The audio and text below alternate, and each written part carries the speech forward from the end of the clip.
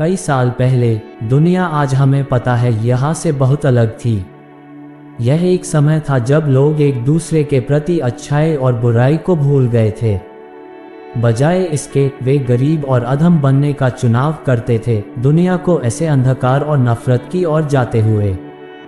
सब कुछ परमेश्वर देख रहे थे। उन्होंने देखा कि चीजें कितनी खराब हो गई हैं और वह दुखी हो गए।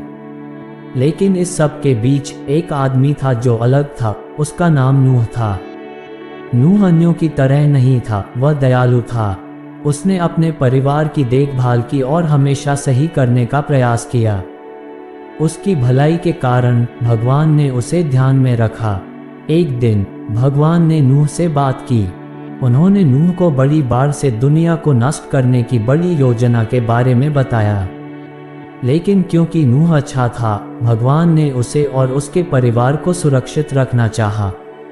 भगवान ने नूह को एक विशेष कार्य दिया, एक विशाल नाव बनाने का काम। यह कोई साधारण नाव नहीं था, ये नूह के परिवार और दुनिया के हर प्रकार के जानवरों को रखने के लिए पर्याप्त बड़ा होना था। नूह काम में लग गया। लोग उस पर हंसते थे, समझते हुए कि वह मूर्ख है। लेकिन नूह को परवाह नहीं थी। वह भगवान पर भरोसा करता था और नाव को बनाता रहा ताकि नाव को जल्दी बनाया जा सके। नाव बनने के बाद कुछ अद्भुत हो गया। जानवरों ने जोड़ी में आना शुरू किया। शेर, हाथी, जिराफ और छोटे कीट सभी नाव पर जाने के लिए लाइन में लग गए। नूह और उसका परिवार ने उन्हें अंदर उनकी जगह ढूंढने में मदद की, ये सुनिश्चित करते हुए कि सभी जानवर सुखद रहे। यह एक सुंदर दृश्य था। सभी विभिन्न जानवर शांति से साथ रह रहे थे। फिर आकाश में अंधेरा होने लगा और पहले बूंदें गिरने लगीं। बारिश ऐसी हुई जैसे कभी नहीं हुई थी। आसमान से पानी दिन और रात बरस रहा था। 40 दिन और 40 रात के लिए बारिश गिरा था। जैसे ही पानी बढ़ा और जल ऊपर चढ़ा, पूरे शहर और उनमें रहने वाले लोग लहरों के नीचे गायब हो गए, कुछ भी नहीं बचा। नाव के अंदर नूह, उसका परिवार और सभी जानवर सुरक्षित और सुखी थे। वे बारिश और तूफान को सुन सकते थे, लेकिन वे साथ रहते थे, फिर से बाहर आने का लंबा समय तक इंतजार कर रहे थे। अंत में बारिश बंद हो गई, लेकिन पृथ्वी अब भी पानी से ढकी हुई थी। नूह को यह पता करने की आवश्यकता थी कि नाव छोड़ना सुरक्षित है या नहीं। उसने एक कौवा भेजा, लेकिन वह वापस नहीं आया। कहीं भी रुकने का स्थान नहीं मिला। फिर उसने एक कबूतर भेजा, जो लौटकर आया।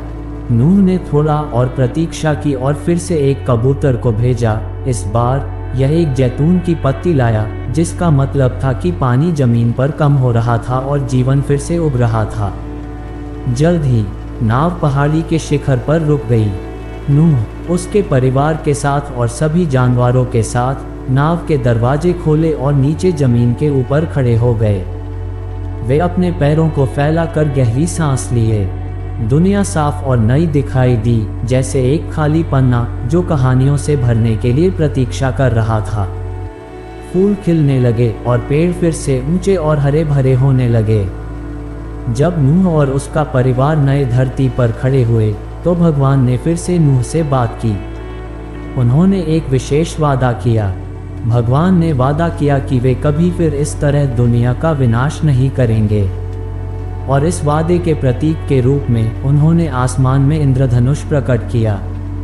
यह उज्ज्वल और रंगीन था, हर जीवित प्राणी के लिए भगवान के प्यार का याद दिलाने वाला प्रतीक।